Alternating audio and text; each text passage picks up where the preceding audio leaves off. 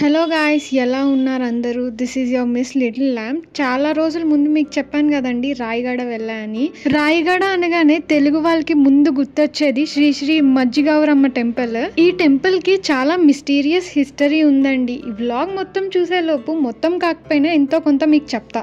ఈ మజ్జిగౌరమ్మ temple Parvathipuram Manyam district నుంచి 50 కిలోమీటర్లు ఉంటుంది. మీరు వైజాగ్ నుంచి, విజయనగరం నుంచి, పార్వతీపురం నుంచి రావాలన్నా మీకు ట్రైన్ ఫెసిలిటీస్ ఉంటాయి. 11 నుంచి 1 లోపు దిగిపోయే చాలా ట్రైన్స్ అయితే ఉంటాయి. మీకు రాయగడ స్టేషన్ బయటికి రాగానే మీకు చాలా సర్వీస్ ఆటోస్ దొరుకుతుంది. అక్కడ నుంచి మజ్జిగౌరమ్మ టెంపుల్ కి జస్ట్ 2.5 కిలోమీటర్స్, అంటే 20 రూపీస్ ఛార్జ్ మాత్రమే తీసుకుంటారండి.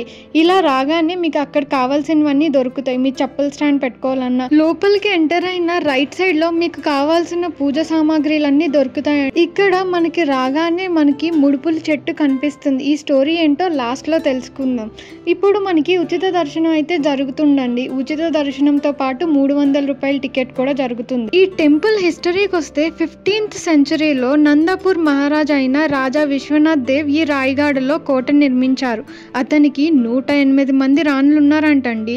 ఆ రాజు అమ్మవారిని కోట మధ్య ఉన్న రూమ్ లో పూజించేవారు. గాను ఈ తల్లిని శ్రీ శ్రీ మజ్జిగైరాణి అని పిలుచుకునేవారు. కాలక్రమేణా తెలుగు వాళ్ళు ఎక్కువైపోవటం వల్ల శ్రీ మజ్జిగౌరమ్మ అని పిలుచుకుంటున్నారు. ఇక్కడ ఆంధ్ర నుంచి, ఒడిస్సా నుంచి, మరి ఛత్తీస్గఢ్ నుంచి భక్తులు ఎంతో మంది వస్తారు. ఈ గుడి ప్రాంగణంలో 5 క్వింటాల బ్రాస్ మెటల్, అంటే ఇత్తడితో చేసిన రంకెలు వేస్తున్నట్టు గుర్రం ఉంటుంది.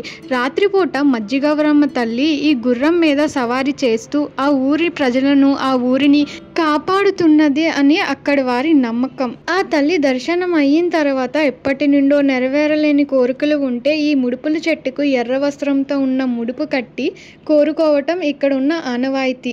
మజ్జిగౌరమ్మ తల్లి రాయగడకు గ్రామదేవత. ప్రతి సంవత్సరం చైత్రమాసం ఏకాదశి నుంచి పౌర్ణమి వరకు 5 రోజుల వరకు చైత్ర పండుగ జరుపుకుంటారు. మరియు ఇక్కడ రాళ్ళ పూజ ప్రత్యేకత. మీరు కూడా వీలైనప్పుడు ఈ తల్లిని దర్శించుకోండి. కానీ మధ్యాహ్నం 1 నుంచి 2:30 వరకు భోగం పెట్టే వేళ. మీకు నా వీడియో నచ్చినట్టయితే లైక్, షేర్, సబ్స్క్రైబ్ చేయండి. అలాగే మీకు ఇష్టమైన పార్ట్ని కమెంట్ సెక్షన్లో రాయండి. Thank you for watching.